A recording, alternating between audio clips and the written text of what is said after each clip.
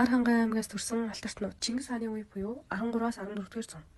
Өндөр гэгээн зан базар, Монголын анхны богж явцан дам худагт шашин соёлын их зүтгэлтэн төрслөг урлаг уран баримтлалын сууд хүн тэрээр Архангай аймгийн Угийнуур сумын нутагт төрсөн. Манжин эсрэг тэмцэгчид. Тогтох тайш бол 17 дугаар зууны Монголын улс төр цэргийн тэмцэлд оролцож явсан ойртын эрт ноётын нэг бөгөөд түүний үйл ажиллагаа тухайн үеийн Монголын хуваагдал хаан ширээний төлөв тэмцэлтэй салшгүй холбоотой. Манж хиттийн эсрэг үндэсний эрх чөлөөний тэмцлийг эхлүүлж байсан. Тогтох тайж 15 дугаар зууны үед ойрт халахын тэмцэлд оролцож Монголын нэглийг илэрхийлсэн түүхэн хүн юм. Шашин соёлын зүтгэлтнүүд. Өндөр гэгээн зан базар, Монголын анхны богд жавцандан ботогт. Урлаг соёл шашны сууд хүн. Түүний бүтээсэн очирван, дайрах зэрэг бурхнууд өнөөдөр ч дэлхийд бүнд өвд тооцогддог. Эрдэнэ мэрэгэн хутагт 19-р зууны үед Архангайгаас тодорсон шашин номын нэрт хүн. Богд хаант Монгол улс 1921 оны хувьсгал. Цэ дам дарчаа ардын журам цэргийн анхны партизан цэргүүдийн нэг. Ж Батмунх Ахмад хувьсагч 1921 оны ардын хувьсгалын эхний жилүүдэд тэмцэн Ахмад зүтгэлтэн. Социалист бүтээн байгуулалтын үеийн алтартнууд бүгд найрамдах Монгол ард улс 20 дугаар зам. Ж Ядмаа ардын их хурлын депутат төр нийгмийн зүтгэлтэн. Д Гомжо Ахтэмж Ухсаатан зүйч эрдэм шинжилгээний салбарын манлайлагч. Энэ Жанцан Норов төрийн сонирхолд хөгжмийн зохиолч үндэсний хөгжмийн шинэ урсгал бий болгосон. Гэх мэт олон алтартнууд манай нутгаас төрөн гарчээ. Архангай аймгийн үзэсгэлэнт газруудаар аялцгаая. Оргын тоон Монгол орны байгалийн гайхамшигуудын нэг бөгөөд Архангай аймгийн Тариа цумын нутагт цэцэрлэг хотоос 180 км зайд оршдог унтарсан галт бол юм. Энэ 8000 жилийн өмнө оргиж байгаад унтарсан хөрмөн чулуун галт бол бөгөөд одоо байгалийн зохицолборт газар болон хамгаалагдсан байдаг. Талын түвшнээс дээш 2210-аас 2240 м өндөрт оршдог мөрмөц тогтцтой газар юм. Тэрхийн цагаан нуур нь Тариа цумын нутагт Хоргын тооны хажууд оршдог цэнгэг устай галтуулын гаралтай нуур юм. Далайн түвшнээс дээш 2060 м өндөрт орших урт нь 16 км, өргөн нь 4-6 км, талбай нь 61 м квадрат, дундаж гүн 20 м. Хангаан нурууны бүст оршдог нуур юм. Тайхар чулуун Монгол орны түүх тамга байгалийн үзэсгэлэн хослуулсан гайхамшигт дурсгалт газар юм. Их Тамир сумын нутагт Тамирын голын хөвөнд оршдог бөгөөд цэцэрлэг хотоос 18 км зайтай. 18-аас 20 м өндөртэй, 30 орчим метр урт, 20 м өргөн, тал донд ганцаараа сүндэрлэн оших боржин чулуу юм. Чулууны гадаргуу дээр эртний бичээс сэлбэр шүлэг, нэрэс тэмдэглэгээ олон бий. Чулуудын хавцлан өвөрмөс тогтоц бүхий үзэсгэлэнт газар бөгөөд Тариа цумын нутагт Хоргын тоогоо болон Тэрхийн цагаан нуурын ойролцоо оршдог. Тариа цумын төвөөс 5-аас 10 км зайтай, 25-аас 30 км орчим урттай, 20-оос 30 м гүнтэй. Угийнуур нь Монгол орны төв хэсэгт орших үзэсгэлэнт цэнгэг ус нуур бөгөөд Архангай аймгийн Хашаа сумын нутагт Хангаан нуурын баруун хормойнд байрладаг. Далайн түвшнээс дээш 1337 м өндөрт оршдог, 25 м квадрат талбайтай нүүдлийн шувуудын замд оршдог, загасны төрөл олноор оршдог нуур юм. Гэх мэт байгалийн олон сайхан үзэсгэлэнт газруудтай арын сайхан Хангаан нутаг билээ.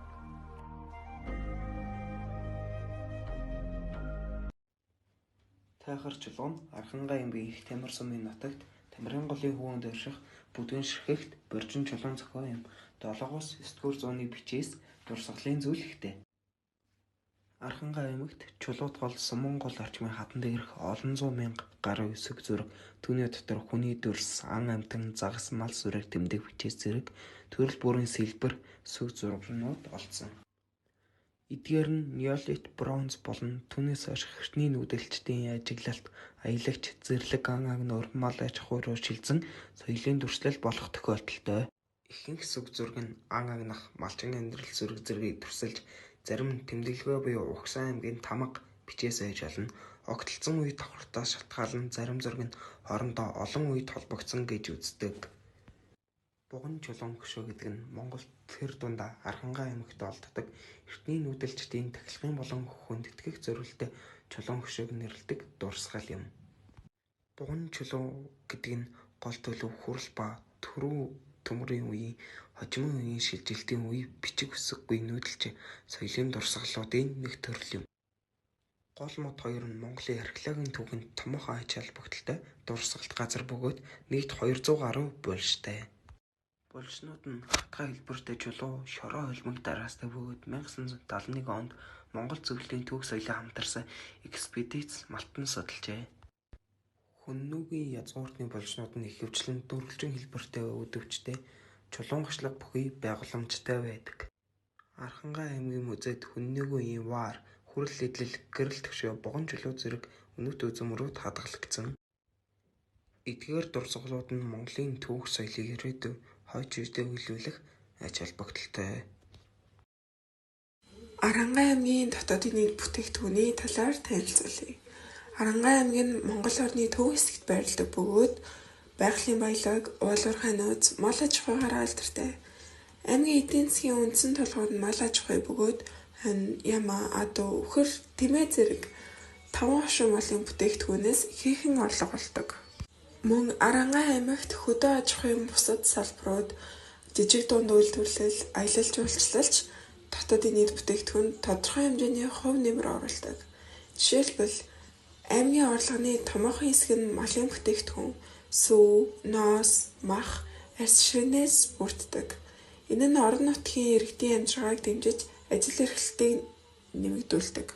Түүнээс гадна Арангай аймагт уул уурхай, жуулчлал, газар тариалангийн жижиг төсөл, бизнесүүд хөгжиж байгаа нь орлогыг нэмэгдүүлэх, эдийн засгийг төрөлжүүлэхэд чухал үр гүйцэтгэдэг. Эдгээр бүх салбарын нийлбэр нь Арангай аймгийн дотоодын нийт бүтээгдэхүүнийг бүрдүүлж, аймгийн хөгжил, иргэдийн амжиргаанд шууд нөлөөлдөг. Ингэснээр Арангай аймаг нь байгалийн баялаг арвин, эдийн засгийн боломжтой нутаг гэдгийг харж болно. Сайн байцгаана уу? Өнөөдөр би та бүхэнд Арангай аймгийн өнөөгийн байдлын талаар товчхон танилцуулъя. Манай Арангай аймаг нь Монгол улсын төв хэсэг болох Хангай нуурын үзэсгэлэнт бүс нутагт Улаанбаатар хотоос 480 км-ийн зайд оршдог ба сүүлийн жилүүдэд аялал жуулчлал ихээр өргөж байгаа газар юм. Одоогийн байдлаар манай Арангай аймагт 93,600 гаруй хүн амтай гэж тооцдог ба нийт хүн амын 34.4%-ийг 9-16 насны хүүхдүүд, 33.9%-ийг 16-аас 35 насны залуучууд, 5.6%-ийг 60-аас дээш насныхан эзэлдэг. Мөн манай аймгийн орлогын их үүсвэр нь жуулчдад зориулсан баар, зочид буудал, үйлчлэгээний салбарууд, сүү цагаан эдээ, айраг, мал аж ахуй, аялал жуулчлал, газар тариалан, худалдаа үйлчлэгээ гэх мэт зүйлс орлогын ихээхэн чухал хэсгүүдийг эзэлдэг. Мөн манай аймаг нь сүү цагаан эдээ ам чанараараа алдартай учраас сүүн бүтээгдэхүүн, айраг гэх мэт зүйлс нь бидний онцлогийг харуулдаг төдийгүй жуулчдад их сонирхолтой байдаг. Арангай аймгийн ойрон 3 жилдээ аялал жуулчлал хурдтай өсөх болсон нэгэн шалтгаан бол Ара комплекс юм. Энэхүү цэнгэлт хүрээлэл нь Монголын анхны чиглэлээр хийгдсэн маш олон сонирхолтой хүмүүст зуныг зугаатай өнгөрөх боломж олгосон олон арга хэмжээ, ивент, баяр наадам болдог газар юм.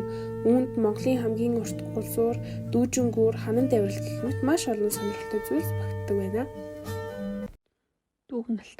Архангай аймаг нь Монголын төв хэсэгт орших байгалийн үзэсгэлэнт уул ус, нуур, булга, галт уулын тоогоо түүх дурсгалт газруудаараа алдартай. Хангай нурууны өвөрмөц байгаль эрдэнэ түүх соёлын уул мөр, малчин ардын уламжлал нь аймгийн үндэс нь бахархал болдог. Хорог, тэрхэн цагаан нуур, чулуутын гол зэрэг, байгалийн гамшиг, булхан уул, хужирт, аршаа, цэцэрлэг хотын соёлын өв нь Архангай аймгийн нэрийн хуудас болсон юм. Монгол орны байгалийн сайхан түүх соёлын үнэт өвийг хадгалж үлдсэн нутгийн ард түмний бахархал болсон нутаг юм.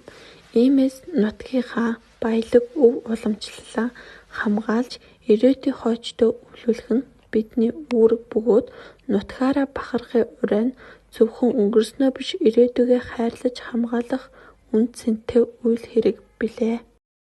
Хангийн өндөрт хардагтай нууруу байгаль сайхан сардагтай айлы сайхан